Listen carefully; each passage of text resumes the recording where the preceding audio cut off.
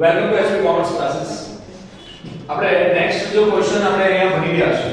What do you mean by delegation, centralization and decentralization of authority? Authority જે હોય જો એને બે શબ્દ તો આપણે ભણેલા છે. સેન્ટ્રલાઇઝેશન અને ડિસેન્ટ્રલાઇઝેશન, કેન્દ્રીકરણ અને વિકેન્દ્રીકરણ. એની સાથે જોડેલો એક શબ્દ ત્રીજો છે delegation of authority. Delegation of authority એટલે શું? સત્તાની સોંપણી.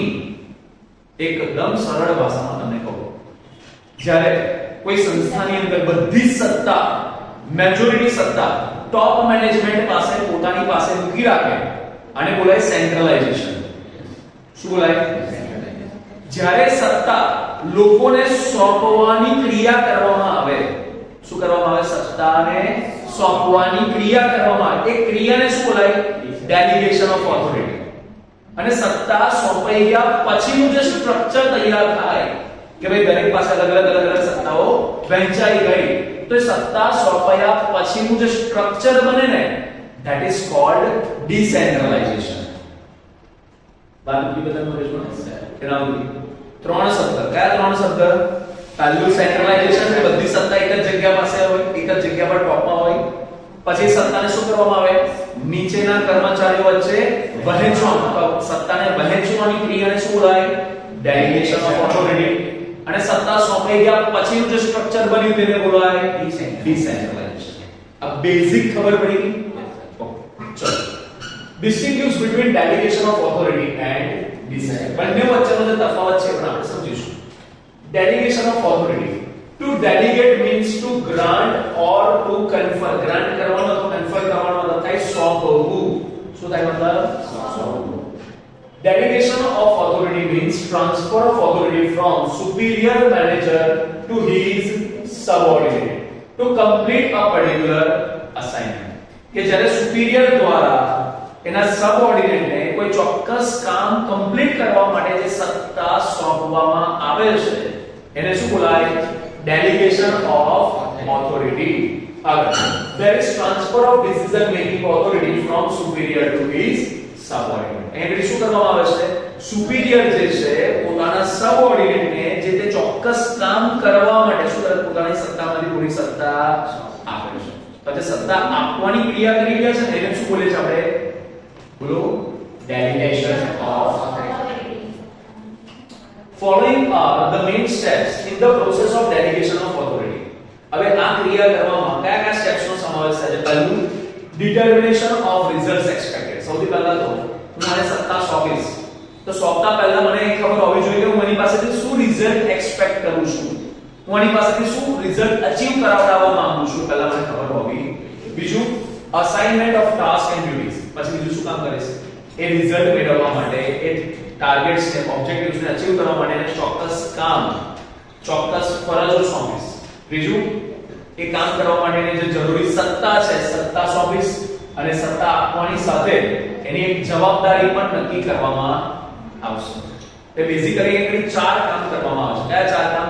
કે આપણે એની પાસે શું એક્સપેક્ટ કરીએ છીએ એ પહેલા નક્કી કરીશું. બીજું, એને એ કયા કામ કરશે એ નક્કી કરીશું. કામ કરવા માટે જરૂરી સત્તા આપવાની અને એની સાથેની જવાબદારી નક્કી કરવાની. તો આ ચાર વસ્તુ આમાં આવે.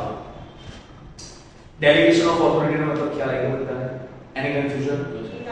હવે આગળ આપણે એક ડિફરન્શિએશન આપણે સમજવાનું છે. સેન્ટ્રલાઇઝેશન એટલે શું અને ડિસેન્ટ્રલાઇઝેશન એટલે શું, બંને વચ્ચેનો જે તફાવત છે એને આપણે સમજવાનો પ્રયાસ કરીએ. Centralization means concentration of authority at top level of management. સમજો આ કોમ્પ્યુટર સ્ટ્રક્ચર છે. ત્યાં ટોપ લેવલ પર જ જે ટોપમાં છે બધી સત્તા એમની પાસે જે લોકો મૂકી રાખે. તો જ્યારે બધી સત્તા ટોપ મેનેજમેન્ટ પાસે જ હોય તો એક જ જગ્યા પર સત્તાનું કોન્સન્ટ્રેશન થયું છે એવું કહેવાય કે કહેવાય? અને શું કહીશું? સેન્ટ્રલાઇઝેશન.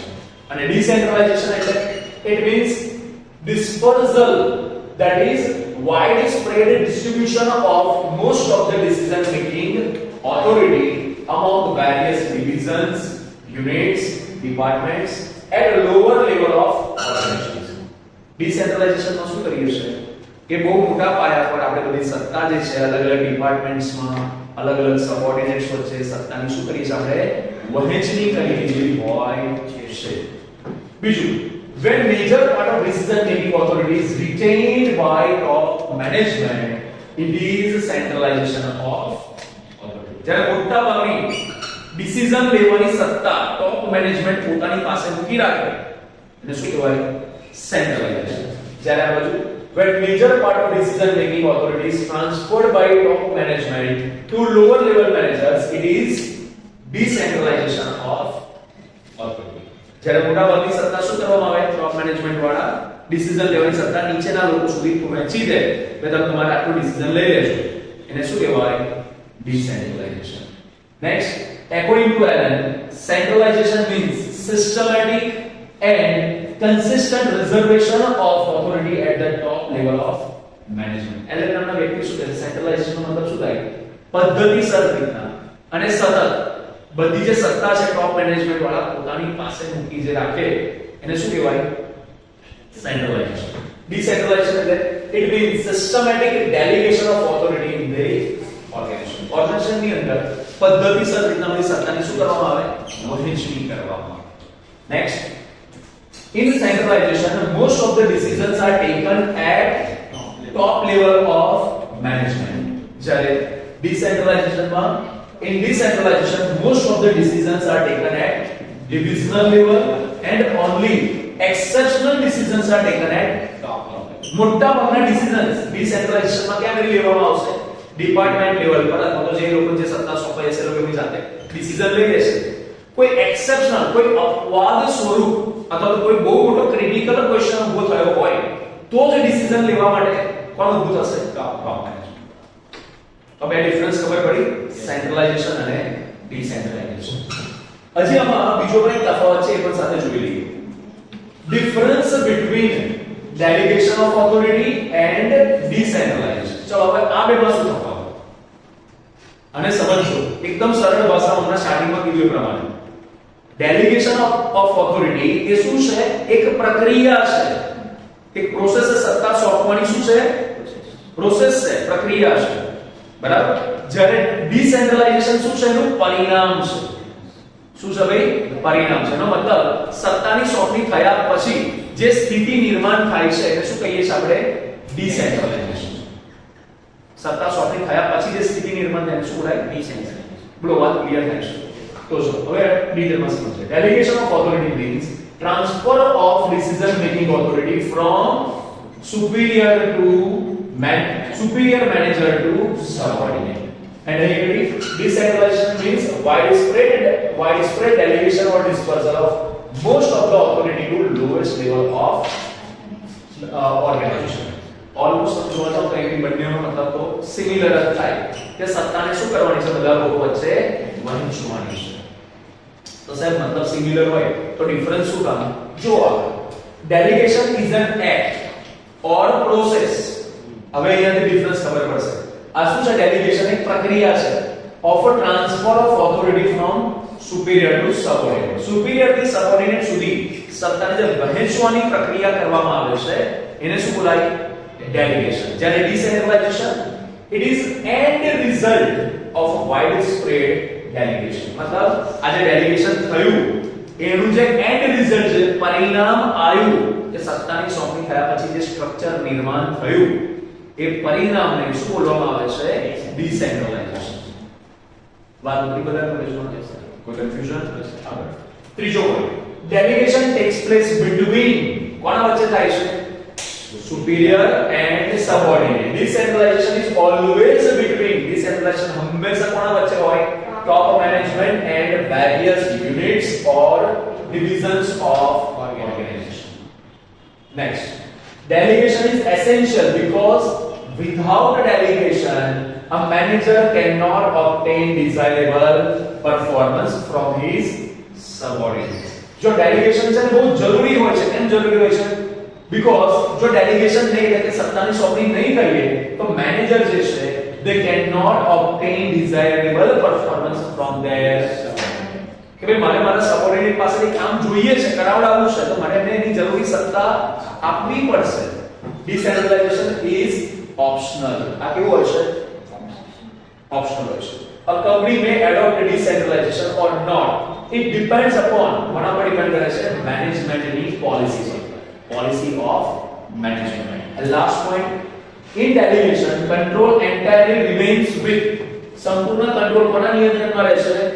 ડેલિગેટર અથવા તો મેનેજરના હાથમાં રહેશે. He exercises close control and supervision over his subordinate. મારી સત્તામાંથી થોડી સત્તા હું મારા સબઓર્ડિનેટને આપું, બરાબર? તો એ સત્તા એ કામ પૂરતી મેં સત્તા આપીશ, બરાબર? પણ અલ્ટિમેટ જે જવાબદારી છે, નિયંત્રણ છે, કોની પાસે રહેશે? મારી પાસે રહેશે. ડિસેન્ટ્રલાઇઝેશનમાં, in decentralization top management exercises only overall control. Top management ખાલી શું કરશે? Overall control કરશે.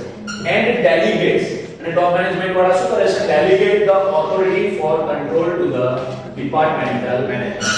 મતલબ એ લોકો અમુક જ કામ પોતાના નિયંત્રણમાં રાખશે, બાકી મોટા ભાગની જવાબદારી કોને કરશે?